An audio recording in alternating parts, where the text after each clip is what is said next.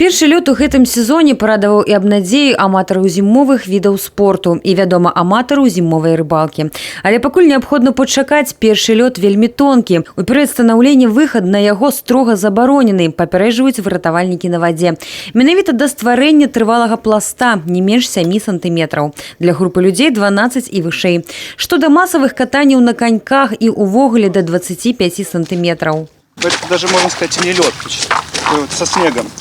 Ну и вообще, конечно, при выходе на лед надо использовать для прочности проверки льда, надо использовать палку. Это может быть пешня или палка, металлический прут.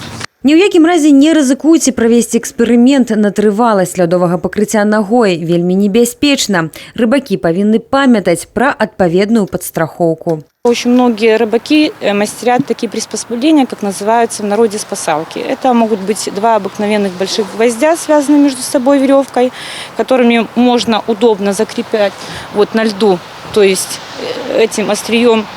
И благодаря таким вещам человек может оказать сам себе помощь. Но, как правило, рекомендуется рыбачить не в темное время суток, чтобы на льду находился не один рыбак, а чтобы это было несколько людей, которые могли бы заметить, позвать на помощь. А если случается такая ситуация, что человек проваливается под воду, конечно же, желательно при себе на спасательном жилете мы рекомендуем иметь обыкновенный свисток, который крепится где-то в этой области, для того, чтобы подать какой-то сигнал о том, что случилось бедствие. У зоне асаблівай рызыкі дзеці, падлеткі і аматары падлёднай рыбалкі. Неабгрунтаваны азарт часта заканчваецца трагічна. З пачатку года на вадаёмах Брэсцкай вобласці загінулі 56 чалавек, з іх 4 непаўналетніх. Сітуацыя ў Брэсце сёння пад кантролем прадстаўнікоў адпаведных службаў.